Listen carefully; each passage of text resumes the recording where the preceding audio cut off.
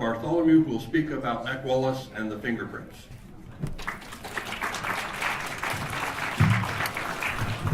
Thank Judith and the board of the conference for inviting me to give this talk. It's a follow-up on the speech I gave 2 years ago at this conference in Arlington. I gave a speech on this subject 2 years ago at this conference in Arlington, and they invited me back, and I thank them for that. There's a little bit of updating to do because of a certain book that came out that you heard about yesterday, and I'll be talking about the title of my speech is Critique of Mellon's Chapter 17, The Fingerprint. I'm going to read through a prepared statement, so bear with me, but we should have plenty of time to have an informal discussion after that. I want to start out with a quote, one of my favorite quotes. I'm a fan of Sherlock Holmes, and in Study in Scarlet, Arthur Conan Doyle wrote, "It is a capital mistake to theorize before you have all the evidence. It biases the judgment." When I read the parts of Joan Mellon's book, Faustian Bargains, regarding the fingerprints, I immediately realized that she is ignoring facts, misinterpreting evidence, taking liberties with, and misinterpreting the report of her certified latent print examiner, Robert J. Garrett. I consulted her about our 1997-98 Wallace fingerprint investigation, which I was involved in, for 3 months in the spring and summer of 2012. She emailed me and started asking me the usual questions. I've consulted several people on this. And we spent 3 months emailing back and forth. She asked questions, I answered them. She asked the same questions again, I answered them again, simplifying. She asked again and again and again. I'd say about 12 times for each question. And I kept simplifying and trying to figure out, why am I not getting through? How can I simplify this further? So I noted some biases and ignorance she had at the time. Ignorance is excusable. I'm willing to answer any questions anybody has about my research and my experience in this. I tried to overcome those biases and ignorance. And I told her, in the first week, I recognized some bias, and I told her, I want to warn you that I sense some bias in what you're saying here. And others have now said, based on what they know about what she wrote in other parts of the book, that she stuck with some biases. So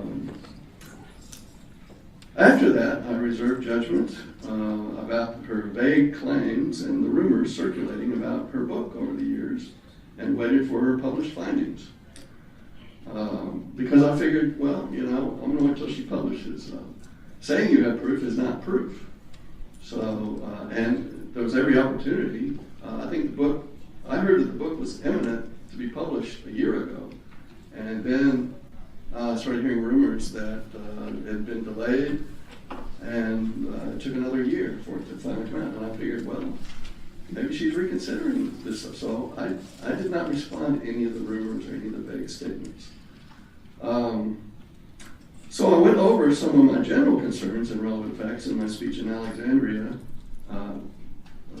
Virginia, 2 years ago, and in Dallas. I did the same speech here in 2014.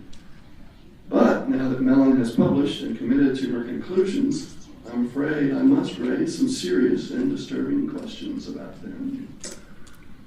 6 pages into Chapter 17, The Fingerprint, where Mellon begins to give her details about J. Harrison's fingerprint investigation, the errors start piling up quickly. She claims there was, quote, a single fingerprint collected from the 6th floor of the Texas School Book Depository on the day of the assassination that had never been identified, unquote, page 252. Yet, Warren Commission Exhibit 656, which she mentions at the end of the same paragraph, shows several unidentified latents. Also in that paragraph, Mellon gives a different location for box A, from which print 29, the relevant print here, had allegedly been lifted. But no source for this surprising claim. She gives no source for this surprising claim. It's surprising because it contradicts Warren Commission Exhibit 641, volume 17, page 292, and the testimony of Sebastian F. Latona, supervisor of the FBI latent fingerprint section. Latona testified that box A was the top of 3 stacked boxes on which Lee Harvey Oswald allegedly rested his rifle in the alleged sniper's nest. Despite that known fact, Mellon claims box A was, quote, sitting at the edge of the entrance to the 6th floor, unquote. Then she begins to conflate 2 very different Wallace 10-finger print cards, inked print cards, by writing, quote, Harrison's plan to obtain Mac Wallace's fingerprint card from the Austin Department of Public Safety. That's a fragment, page 252. Followed by, quote, even with Harrison's contacts, the Austin Police Department, it was not easy for him to obtain Wallace's prints. J. Harrison, let me straighten you out on this. There's some confusion that she obviously still maintains here. J. Harrison first obtained the Wallace card on file at the Austin Police Department. That is the one that was unusable. All 10 prints were literally smudges. No lines at all, just filled in ovals. Jay rejected that Austin Police prints immediately and only showed them to anyone, including me, for their absurdity.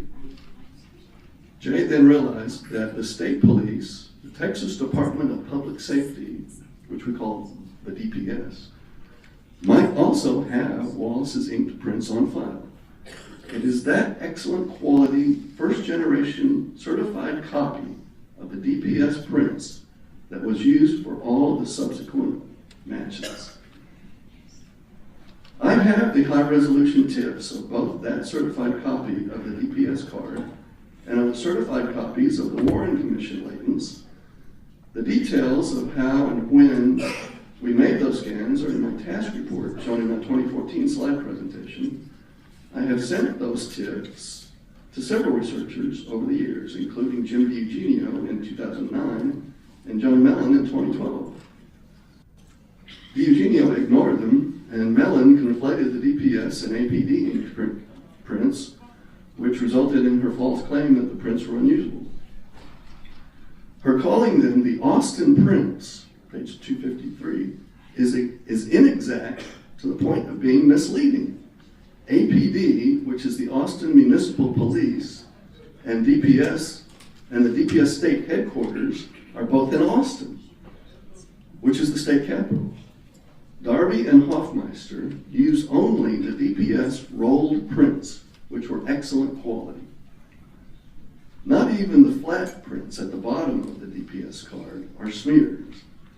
Any reference to smears or smudges is a conflation of the actual smeared prints on the ridiculously unusable APD print card. The DPS flat left little finger is obviously too light due to being too dry from a lack of ink, which is the opposite of an over-inked smear. It is important, therefore, to counter Mellon's misinformation and restore these proper document names. I put all of my TIFFs of these documents recently in a Dropbox folder. Those images show the complete DPS card and the Warren Commission Exhibit 656, plus detailed images of both. I made them accessible to anyone with the link. Just contact me and I'll get you that link. Those images contain no point markings, no initials such as DAN, which you see on the ones Joan published, or signature of Darby, whose full name was Asa, Asa Nathan Darby. DAN stands for Darby, Asa Nathan. They are the documents Darby used for comparison. Any images with Darby's marks and writing, such as what Mellon gave to Garrett for comparison, are subsequent copy generations and enlargements used by Darby as working and presentation charts, and are therefore naturally distorted. Any suggestion that those marked charts were Darby's comparison documents is ignorant and absurd.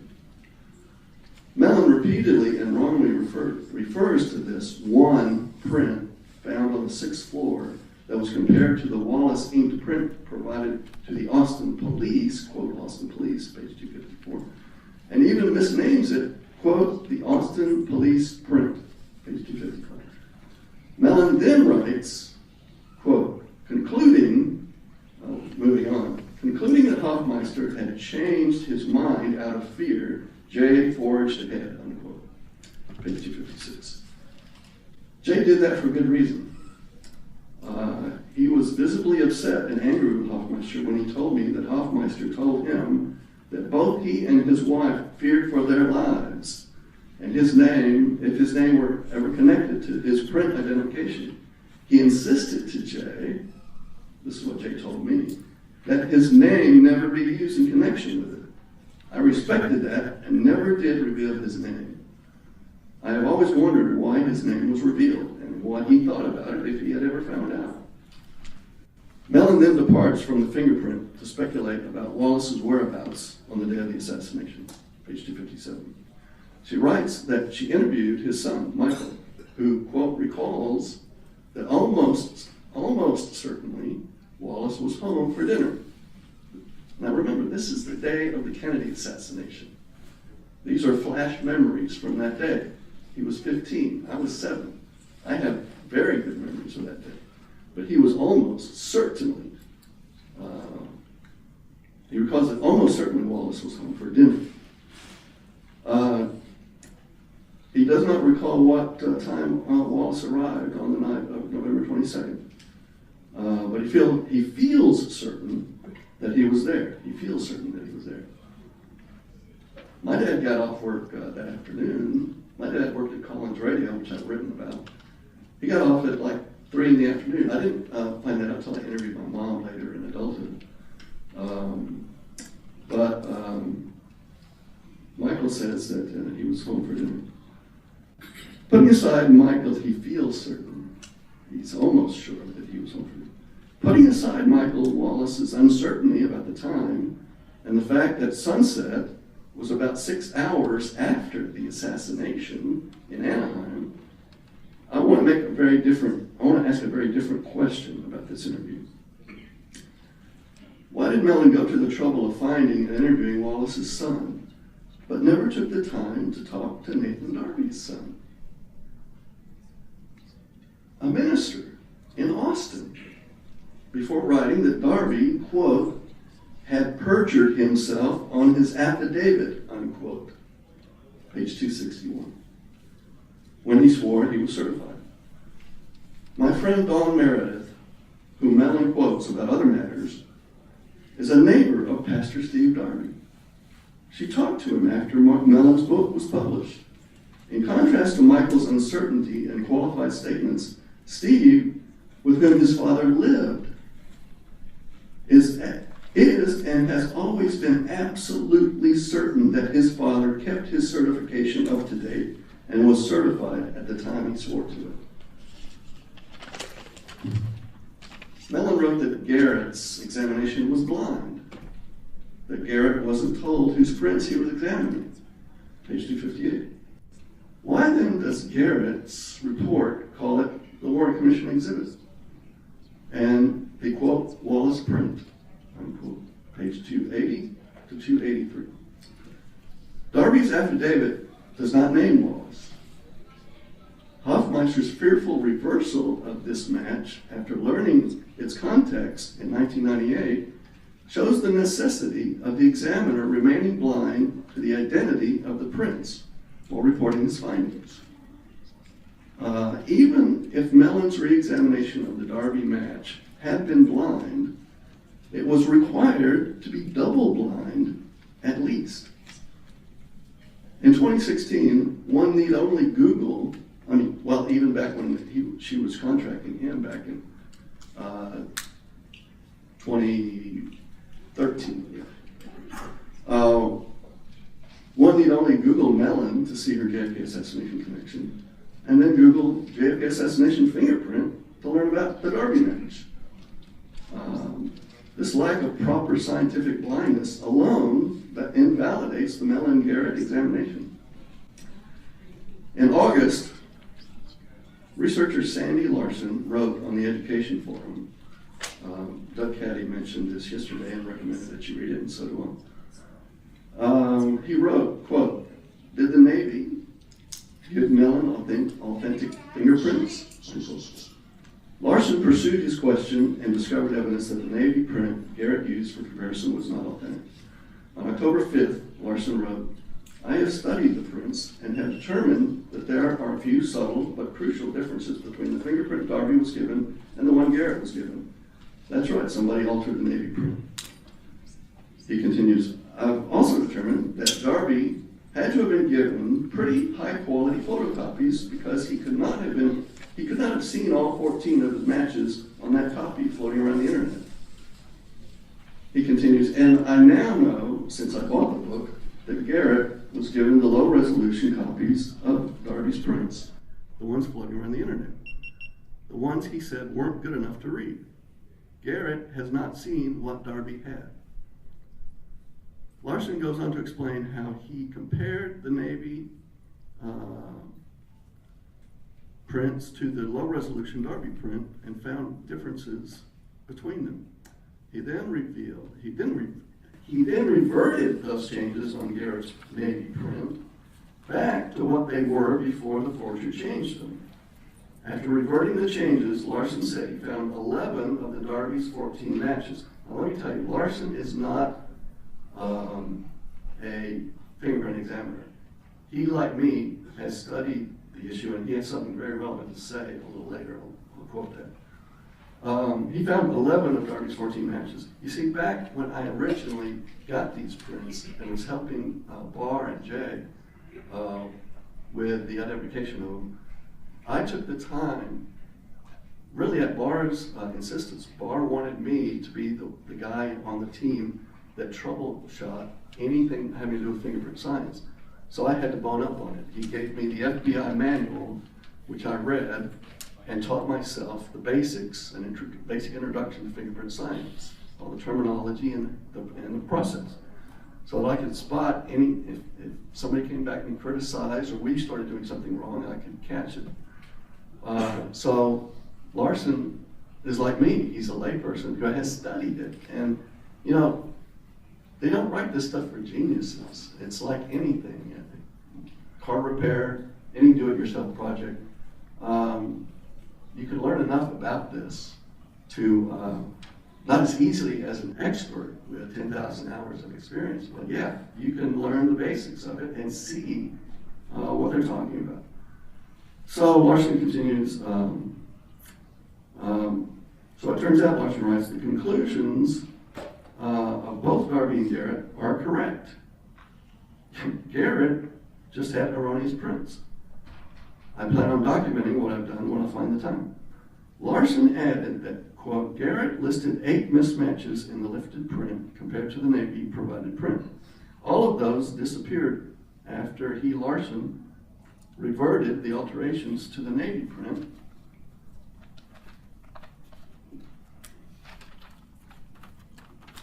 And that the odds of that happening, because I'm seeing something in the Darby prints that were created as a result of low resolution copying, are astronomically slim. Larson realized something that is immediately obvious to anyone with an introductory knowledge of fingerprint science. That, quote, Garrett wasn't given the high quality photocopies that Darby had, unquote. He adds that, quote, there's nothing so, this is the quote I was telling you about, there's nothing so mysterious about fingerprint analysis that a layman can't understand it. It's like many other skills. Carpentry, for example, it takes time to become a craftsman, but understanding how things are built using lumber, nails, and screws takes nothing more than observation and common sense. He continues, if you look at the comparison of the Leighton print and the 10 print, you see the matches that the examiner found. This is what I did in 1998 when I was given a good copy of these prints for the purpose of scanning them and to be used for the charts, the later charts. I immediately started trying to see how many of Darby's matches I could verify, because I was not going to continue this if I couldn't. I didn't even have Darby's name at that time. I didn't care who the examiner was. All I cared about was, can I see this match? If I could not see it, or if I could determine myself that it was not a match, I would have said, bye Bar, bye Jay, cut me out of this. Do what you want, but I'm not going to go through it. But the opposite happened. I could see the matches Darby made. From then on, it was solid to this day. It's a match. Now, don't take my word for it, because I'm not an expert. You should take nobody's expert opinion anyway. You should always think for yourself, which is what I did.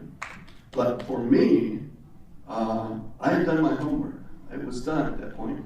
And to this day, I know that anyone who tries to attack it, they're wrong. It's only a question to me is, how are they wrong? So I approach it to my point.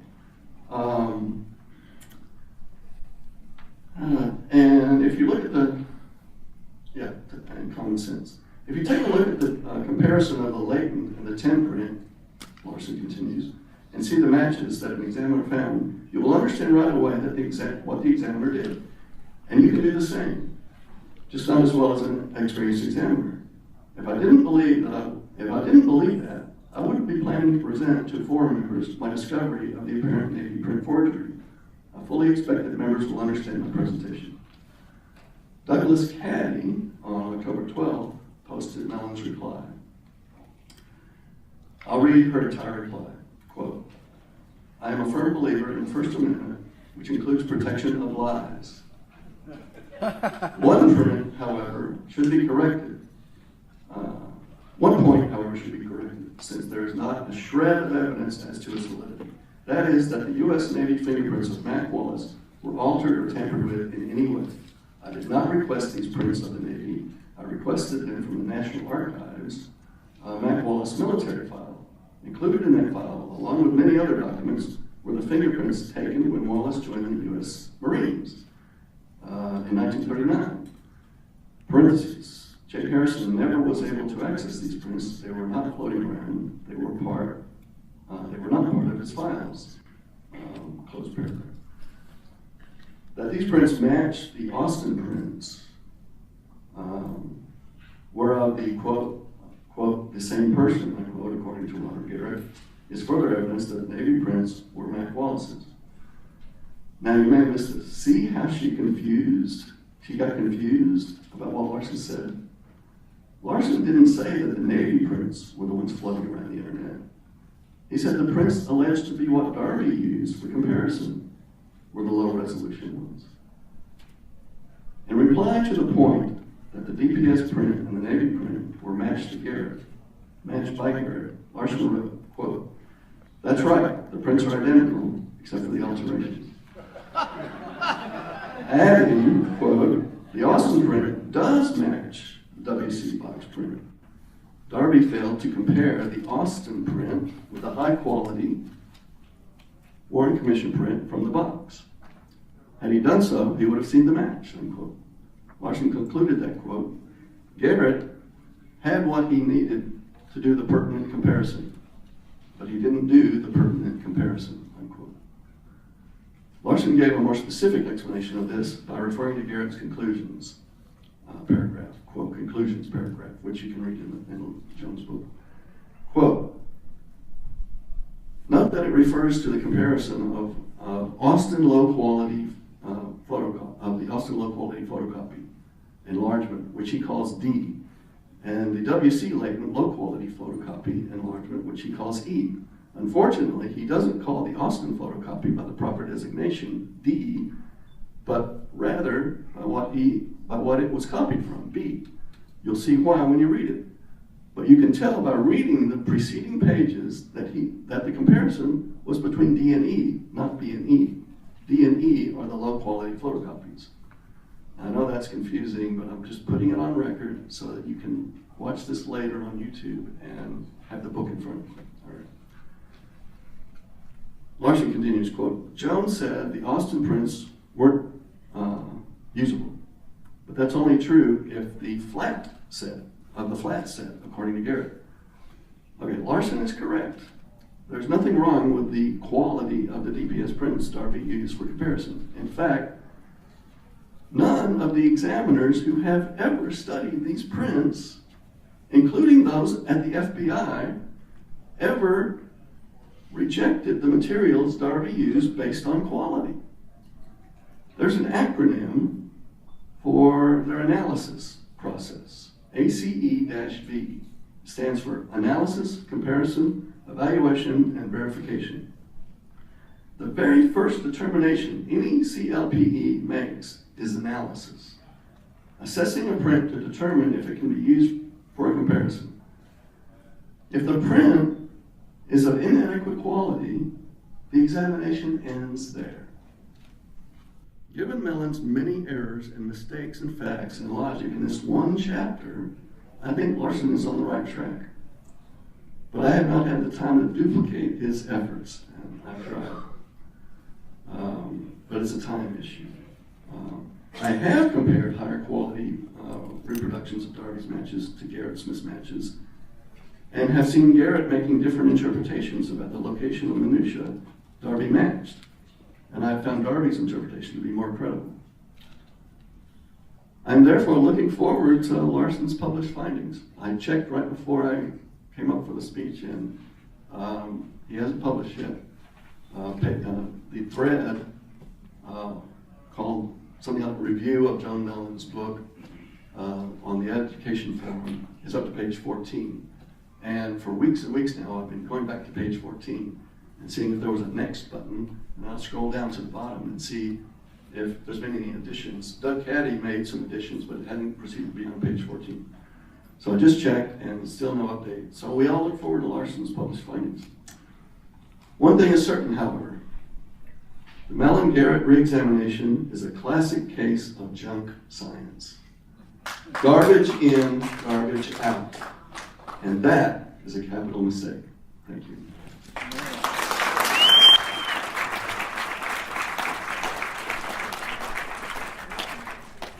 Hi, Ed. I don't think your mic is on. We got 5 minutes, so that's pretty good.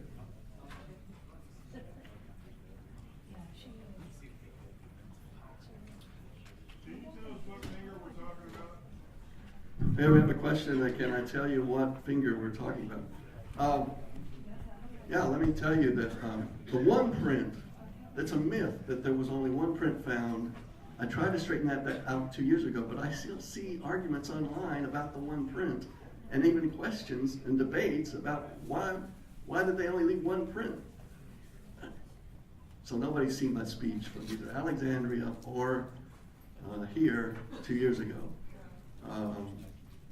If David Denton is around, I want to request that he put my speech from Alexandria on YouTube, on their JFK Historical Group site, so that people can see this. We'll make that happen.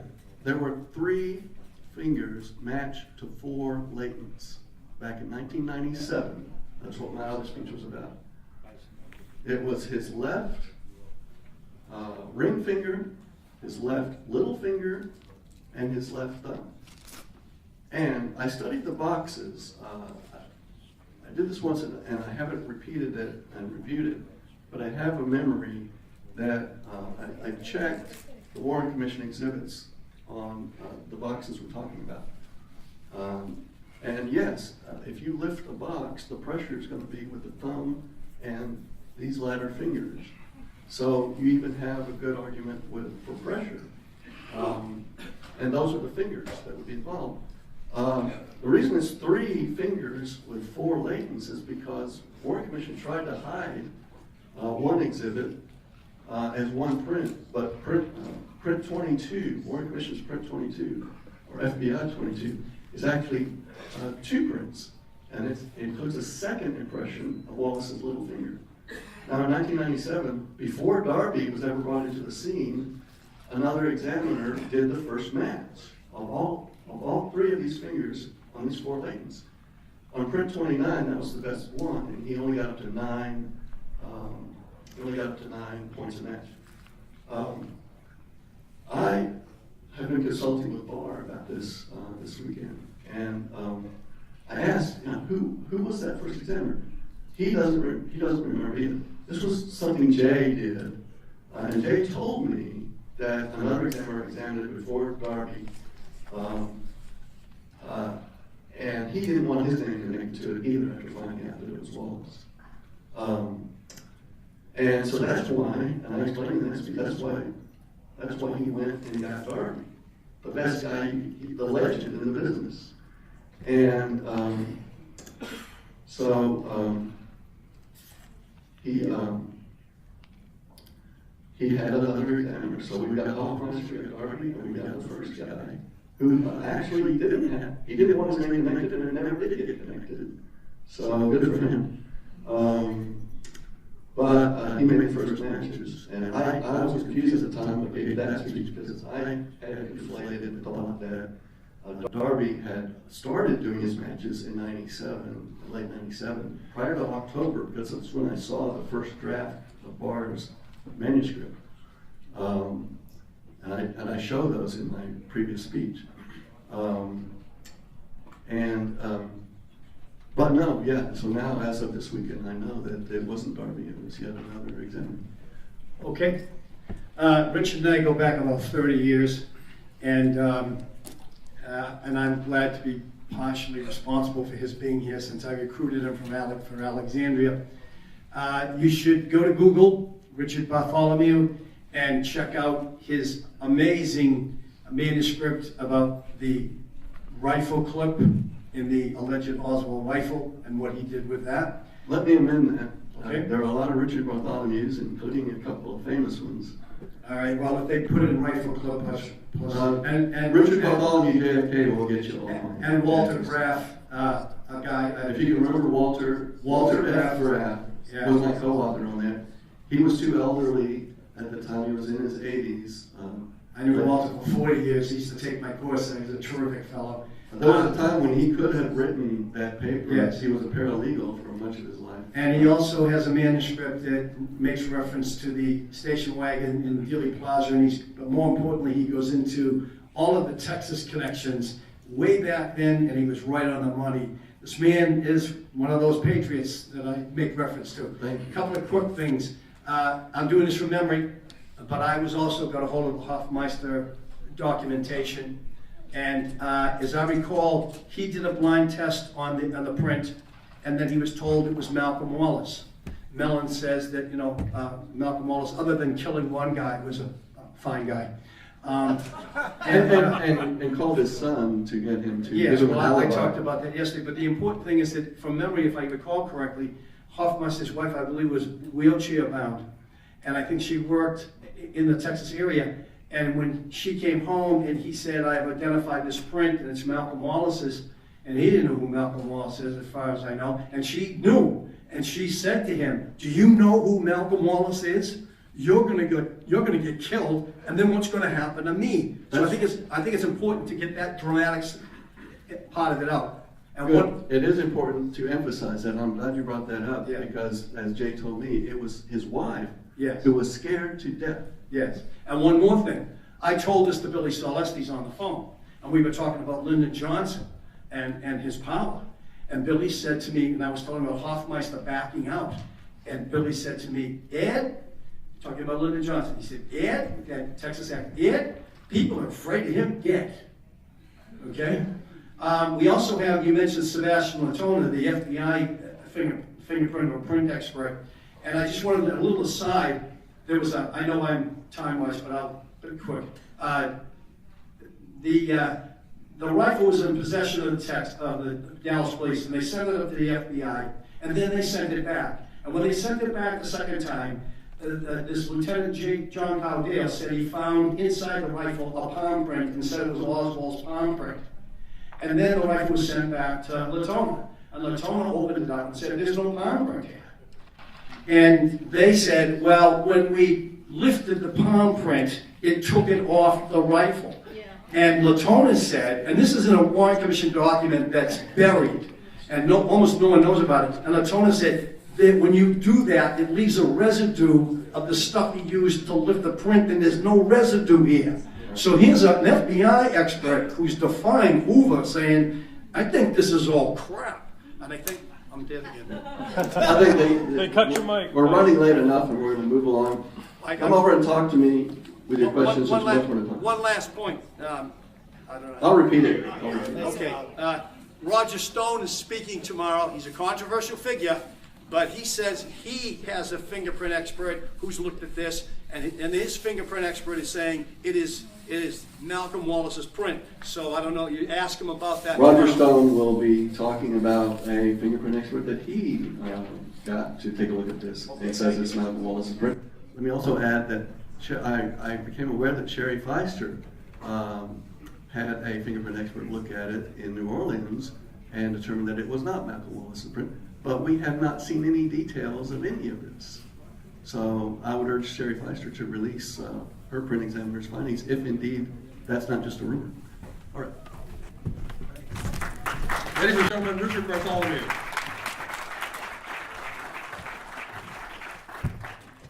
Next up,